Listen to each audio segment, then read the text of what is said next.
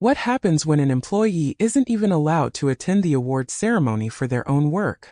When management excludes you from the celebration, as if you don't belong there at all? I knew it was going to be a rough morning before I even opened my eyes. There was something about the silence of the apartment, not coziness, but emptiness, as if even the walls were waiting for me to be sidelined again. I got up, brewed a strong coffee, put on my navy blue jacket, and walked out of the house as I always did, with a straight back and thoughts like, you deserve more than just surviving in this office. I've been with the company for 15 years. Yeah, 15. When I came in, they didn't even have a coherent CRM. They had spreadsheets on flash drives and handwritten reports. I was the person who implemented the system, set up the processes, trained the new managers. And now? I felt like a library in a building where everyone had already switched to TikTok. Useful, but no one needed it. I brought donuts to the office. Fresh cinnamon from that bakery on the corner. No reason. Because it's Friday. Because I thought a gesture of kindness might make a difference. I set the box down on the kitchen table, poured myself a cup of coffee, and went to my desk when suddenly I saw a post-it. Yellow. It was crooked, like everything Jason did on his own. Come by my place. It's urgent. Jason was my boss. And he was also the son of the founder. You can draw your own conclusions. I knocked and there was no answer. I went in. He didn't even look up. Just waved his hand. Sit down, May. Oh, we're on May today, not Maylinda. I see. He closed the laptop and sighed, as if what he was about to say was the heaviest burden in the world. You probably know we can't take everyone to the ceremony this year. I nodded. How many times had I heard that phrase? We can't take everyone. It's like you just don't fit in. Only said softly with corporate sugar on top. Of course I understand, I replied. But you know I oversaw the campus project from start to finish. He shrugged. It's like, well, it happens. We decided to send a marketing team and some new guys from IT. They're doing some important implementations right now. We want to show the modern look of the company. Modern look, yeah. Without me. The woman who saved the very project when the client wanted to cancel the contract because they weren't happy with the color palette of the facade. I didn't say a word. I looked straight ahead. Not a muscle twitched. It's nothing personal, he added, as if that would put a band-aid on an open fracture. We appreciate your work. Just logistics, you understand. I stood up. Didn't say a word. I just turned around and walked away. Because I knew if one word came out of my mouth, it would either be a curse or a sob. And I gave them neither. Just silence. Someone in the kitchen had already eaten half the donuts. Are these cinnamon? Laura, Jason's assistant, asked. May, your magic as always. Magical, yeah. Just not enough to be on my favorites list, I guess. Back at my desk, I sat down and just stared at the screen. The emails, the reports, the numbers, it all swam. I could feel a deafening anger building up inside me. Not sharp, no. Deaf. The kind that sits under my ribs and whispers. Did you believe something would change again? I opened my calendar. Tomorrow is the campus project check call with the university. The call I've been preparing for. The one I'm leading. One that someone from marketing for image will probably go to. I closed my laptop. Just like that. Because I knew if I opened the next file, I'd do everything to perfection. Like I always do. And they'd blame it on the department again. At lunchtime, Janine, the manager from the neighboring department, came up to me. Her eyes were running, her voice was tentative. May, I hear you're not going? I nodded. But well, you've been there from the beginning. I was, I answered. Just not where they think I should be, I guess. She smiled guiltily and walked away. I was left sitting there feeling like I'd been cut in half, leaving one part in Excel and the other on the sidelines of the ceremony. By the end of the day, I received a memo from HR saying, due to reorganization of project flow, some of the campus center responsibilities will be transferred to other coordinators. No name. No acknowledgement. As if I wasn't the architect of success but a cog that was now being replaced. I didn't go home right away. Sat in the conference room with the lights off. Just stared out the window. Behind the glass, the street seemed alien. It was empty inside, like a room after a move. You remember where the desk was, but it's all gone.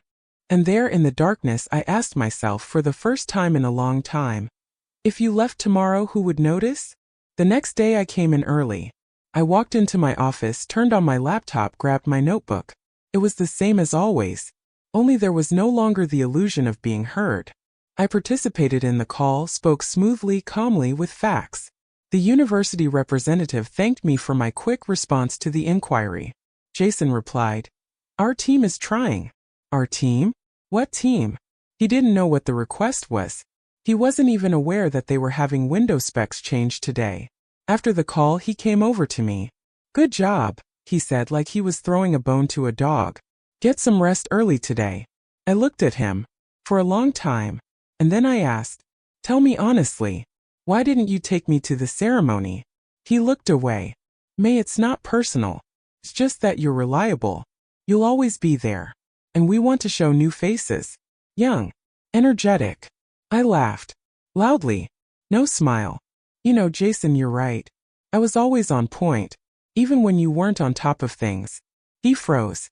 For a split second, something resembling shame flashed across his face, but it quickly disappeared. He shrugged and walked away, and I just sat there. Not because I was broken, but because I needed to live it. All the way through. All the way to the bottom. That evening I opened LinkedIn. I updated my picture. For the first time in years. Then I updated the description. Deleted all the "we achieved" and wrote, "I realized." I swiped my hand across the keyboard and caught myself thinking. I don't even know the last time I spoke about myself in the first person. Not as part of a company, but as a person. I didn't go home as usual, not on the subway, not on the bus. I walked. Across the block. Through streets I'd walked in the rain, in the heat, with documents, layouts, boxes. I passed the bakery where I got my donuts this morning. This time I didn't go in. Not out of pride. It was because I wasn't going to be nice this day. I was busy being real. At home I sat on the couch and pulled out a notebook. Not a business notebook, not a digital one. A paper one. And I started writing things down. Everything. Every project I was involved in. Where I made decisions. Where I pulled my team out of a jam. Where I scolded and reassembled. Where I cried quietly in the car after meetings. It wasn't just a record. It was an act of confession. To myself. I wrote in the caption, "If someone asks you tomorrow who you are, show them this." The next morning I opened the mail. Among the hundreds of familiar letters was one strange one. It was from an outside construction firm. The name didn't immediately seem familiar. Then I remembered. They were second in a bid our company had won. A campus project. "Good afternoon. We have been following your project closely. Your name comes up often in the context of coordination. Can we talk?" I stared at the letter and my hand shook. Not from fear. From the feeling that someone had seen. Someone was really looking and noticing. I didn't answer right away. I just closed the letter, stood up and looked out the window. It was raining. Just like the day I brought the donuts. Only now I wasn't standing there to please. I was standing there to figure out what I wanted. That evening I wrote a short note. "Thank you for contacting me. Ready to discuss." When I pressed send, the sky was gray, the city was noisy, and I stood in silence inside myself. And for the first time in a long time I felt it. My name, my voice, and my work were mine again. And the ceremony? Let it be without me. Let it be fake, beautiful, ornate. But beyond the stage, another story began. My story. And it's only just begun. Because in this life it can be enough one confession, one letter, one look in the mirror to remember who you've been all along. And that you don't need a seat at their table anymore. Because you have your own. I woke up feeling like someone had turned me inside out. And no, it wasn't a hangover or a cold. It was like emotional withdrawal when you suddenly realize you're not going to beg anymore. Not for recognition, not for a seat at the table, not for thanks. Especially from those who barely deserved a sign on the door themselves. I poured coffee and sat down on the balcony. The city was buzzing as always, but there was a strange silence inside me. Not emptiness, a clarity. I remembered the letter, the same one. From an outside firm. Yesterday I'd replied briefly, to the point. Today they'd already set up a meeting. And to be honest, I was scared. But it wasn't the kind of fear that paralyzes you. It was the kind of fear that says, you're about to move on. I arrived at the office later than usual. I was wearing a gray jacket and dark lipstick, Signs that I wasn't going to hide today. At the door I met Karen, the one who likes to share credit like a charlotte at a corporate party. You look different, she said, almost wary. Maybe it's because I've stopped acting like everything's normal, I replied. Try it sometime. She blinked and hurried away, and I walked past her like there was nothing behind me. I wasn't going to be their reliable shadow today. It was business as usual at the workplace. The same endless reports, the same faces that cast glances when they thought you didn't notice. And that was all fine, but now I was really starting to notice. Not because it's gotten worse, but because something inside had changed. At 10:32 I got an email. Confirming appointment. Bellevue Hotel, Oak Room, 2 p.m. I had less than 4 hours, and all I felt was I had to go.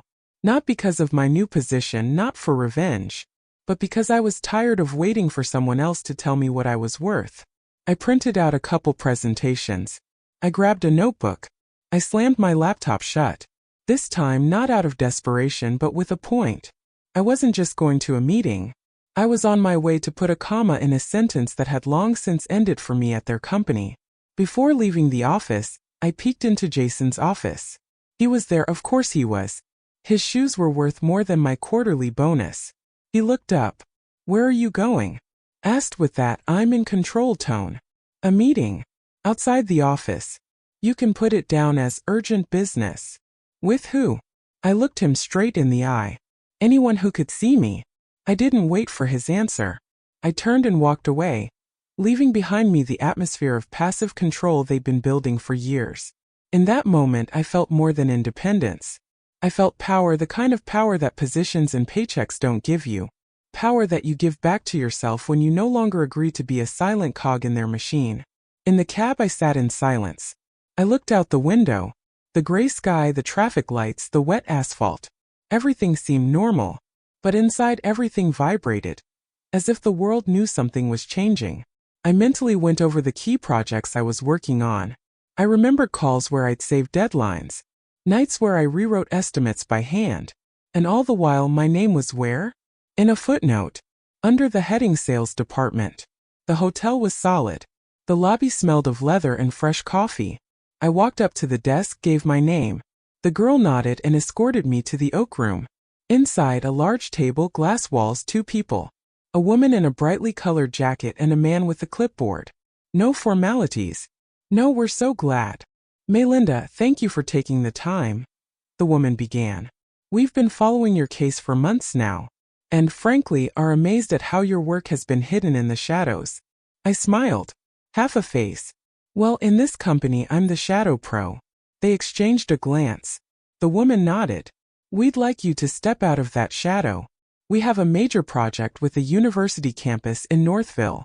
We need a coordinator who knows how to keep both people and numbers under control. And we're not looking for a face for a photo on the website. We're looking for people who get things done. They showed us the structure of the project. Timelines.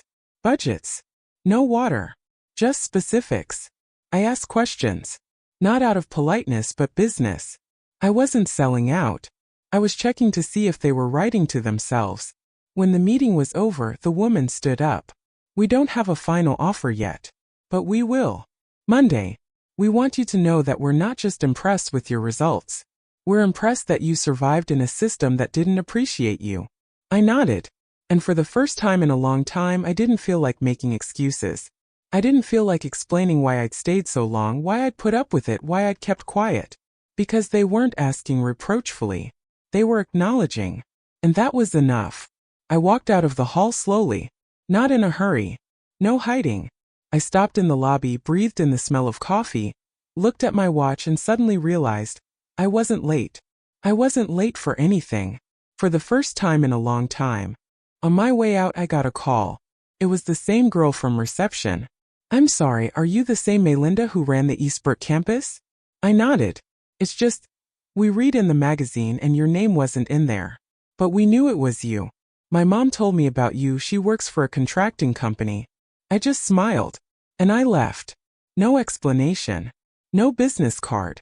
I came home in the evening and didn't turn on the light. I sat on the windowsill and watched the city glow with the windows of other people's stories. I remembered how I had once dreamed that one day I would stand on stage with a microphone in my hands and tell how I had found my way. But in 15 years I had never once gotten up on any stage, because I was either not called or asked to introduce the team. Namelessly. Now I knew I don't need a stage. I needed a platform, and I started building it.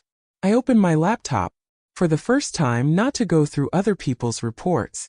I opened it to build my portfolio, my projects, my victories. I accentuated, de-emphasized, added the names of those who really helped. No fake bosses, no other people's regalia. At the same time, a photo appeared on the company's corporate portal. The ceremony. Everyone's smiling. Jason's in the center. Behind him is a banner with the campus logo. And the caption, thanking the team for their contribution. No list. No names. I wasn't angry. I wasn't even surprised. I just closed the tab. And then another one. And then another. Until I was alone. With a blank screen and the feeling that something real was brewing in that silence. That same night I got another email. From a woman named Nora. She was a junior coordinator at the old site in 2017. In the email she wrote, "May, you don't know this, but it was your advice back then that kept me from quitting. Today I'm in a new company, and if you suddenly think of changing, I'm the first to support you. No formalities. Just out of respect." I closed the letter. And I cried. Not out of weakness. From cleansing. Because for the first time in a long time someone had said, I wasn't just a detail. The next morning I got to the office early. Too early. With an empty thermos and complete clarity. I gathered my things in silence. One by one. A notebook, a cup, the very stapler no one could find a year ago. All my own. I didn't take a single document. Because everything that mattered was already with me. In my memory. In my blood. In my hands. I put the key card on Jason's desk. He wasn't there. That's too bad. I wish he'd look me in the eye. Not because I wanted revenge. It's because for the first time I was above it. On my way out, the guard at the door said, "Aren't you bringing the donuts today?" "No, Jim, today I'm only bringing myself." In full force. He smiled. And I walked out. And then outside I took a picture. Not selfies. But of the company building. To remember. Not as a threat. But as the point where my journey begins. I exhaled. And I took a step. Without turning back. Because I wasn't going to wait any longer to be recognized. I had already acknowledged myself. It wasn't the end. It was the beginning. Not a career. Not a position. It was the beginning of a real life. Where you don't have to prove you're worthy. Where you just are. And that's enough to be heard. And you know what? I wasn't late. I just got here on time. To myself. I left without turning around. Not because I was sure. But because I knew if I turned around I'd stay. And I couldn't stay. Not after finding the voice that had been drowned out for so many years by other people's goals, other people's plans, other people's smiles in exchange for your shadow. It was cold outside. The wind was whipping through my coat, but I walked slowly. Not because I didn't know where I was going. It was because for the first time I wasn't in a hurry to go where I was expected to do the usual. I walked into a coffee shop, the same one where I used to freelance in the evenings. The barista girl was new, but the interior was the same. I sat down in a corner, pulled out a notebook and started writing. Not a resume, not a plan, not a strategy. Myself. Every word was an act of return. Not to the old me, but to the one that had been living under a thick layer of other people's expectations all this time. I remembered a time when a project had almost been derailed by contractor mistakes, and I had been the one who spent nights straightening out the drawings. No one saw. No one thanked me. And yet the project was delivered on time. I remembered how the newcomers came in and got lost, and I taught them, explained, covered their mistakes with my own hands, while the bosses praised them for their rapid growth. I remembered how once I got sick and stayed home for 3 days. And in those 3 days I got 8 emails with requests they could have solved on their own. Simply because they were used to me solving everything. Now it was all on paper. No sugarcoating. No modesty. No corporate disguise. At 11:07 the phone rang. It was an unfamiliar number. I didn't pick it up right away. "Good afternoon. Melinda? My name is Hannah. And I'm with Orion HR Consulting Group. We're working with the contractor who's doing the Northville campus. We were referred to you. Are you comfortable talking? I was silent for a second. Then I exhaled. Go ahead. We'd like to discuss the possibility of a longer-term partnership. Not on a single construction site, but on a project management level. We're looking for a woman who knows what it means to hold a structure together, even when the facade is crumbling. I closed my notebook. I'm listening. We talked for about 20 minutes. Not about salary, not about bonuses, not about how many people would be under her. It was about principles. About how teams fall apart not because of deadlines but because of silent indifference from above. About how important it is that behind the decisions are those who know the price of every failure, every success. When the conversation ended, I felt a strange calmness. Not euphoria, not elation. Calm. It was as if someone had taken the backpack off my shoulders that I had been carrying for so long that I no longer noticed the weight. I left the coffee shop and walked toward the waterfront. The wind was picking up, the sky overhung with gray clouds. But it was bright inside. I thought of the future not as a set of goals, but as a space where I could finally be myself. Walking past an old bookstore, I stopped. Went in. I bought a day planner. A plain one, no dates, no dividers. Because from now on I will decide where my year begins. My week. My story. The next day I woke up at 6 in the morning, no alarm clock. Just like that. And I realized that my body was no longer resisting. It doesn't refuse to get up into a world where you can't be seen. I brewed some tea, turned on some music, and opened my laptop. On the screen are dozens of emails. Some from acquaintances who saw that I had updated my LinkedIn status. Some asked what had happened. Some asked where I was now. And one woman wrote just 3 words. I'm proud of you. It was an old coworker with whom we had dragged one failed site together at the startup of a company. We hadn't spoken to each other in about 10 years. But those words came exactly in the right place where it used to hurt. I wrote back. Thank you. Just thank you. No need to explain. We both knew what we were talking about. Then I opened the spreadsheet. My own. A spreadsheet of projects I'd been involved in, but whose names were signed by others. And I started substituting. Not out of revenge, but to restore justice, at least on the screen. The name of the project is my name. The deadline is my responsibility. The result is my contribution. I've been working on this most of the day. Not as a report. As an archive of myself. I described each project as it happened. Unadorned. Where it was difficult, I wrote difficult. Where I made mistakes, I pointed them out. But where I got everyone out of a jam, I checked the box. Because that's what mattered now. For lunch, I ordered takeout to take home. For the first time in a long time, I allowed myself to eat not on the run. Not at the computer. Not with the thought of just in time. I sat by the window and ate slowly, deliberately. There was a kind of luxury in that. Not in the food, in the right to pause. After lunch, my mom called. Usually she asked how work was going. Now it was just, are you happy? I froze. Not because the question was difficult. It was because it was honest. I'm learning, Mom. But I'm getting closer. Then you're doing the right thing, she said. The key is not to betray yourself. Everything else will fall into place. I hung up the phone and smiled. Mom never gave me advice. But when she did, she hit me right in the heart. In the evening, I opened the mail again. An email from Hannah. With an offer attached. A 1-year contract, renewable. Higher salary. Terms are flexible. Starts in 3 weeks. They wanted me to have time to rest and adjust. I reread it twice. And then I did something I've never done before. I wrote a rejection letter from my current company. No complaints. No jabs. Just the facts. That I was leaving. That I said thank you. That I was shutting down access to the corporate folders on Friday. I hit send, and felt like I'd removed a splinter that had been sitting too deep. One that had kept me from breathing freely for years.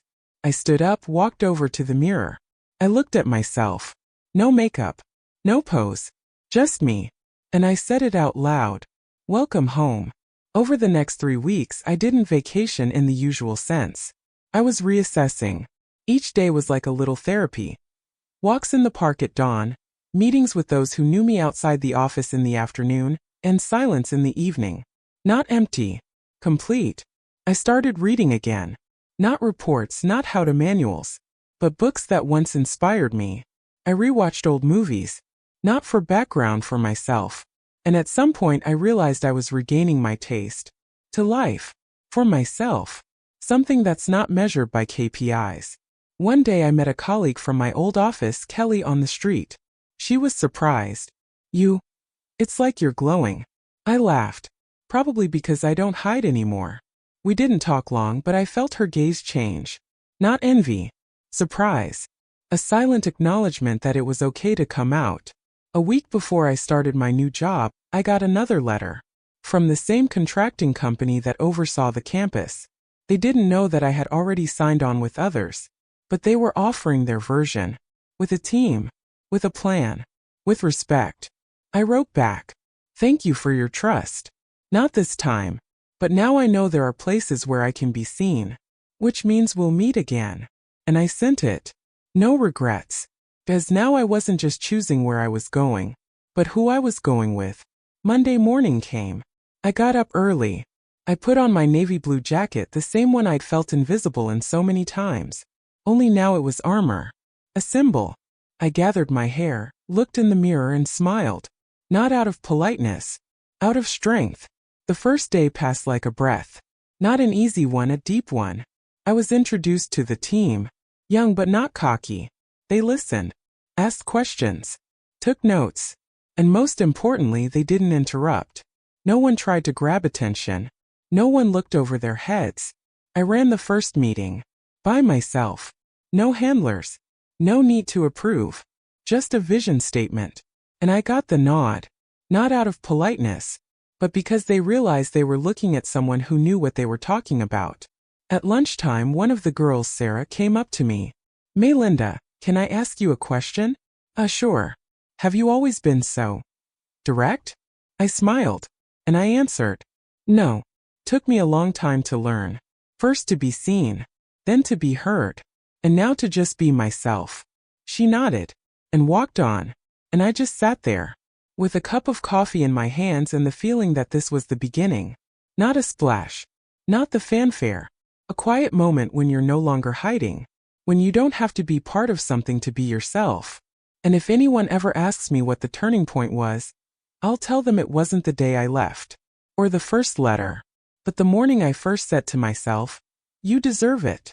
And I believed it, because the real thing doesn't start with a contract.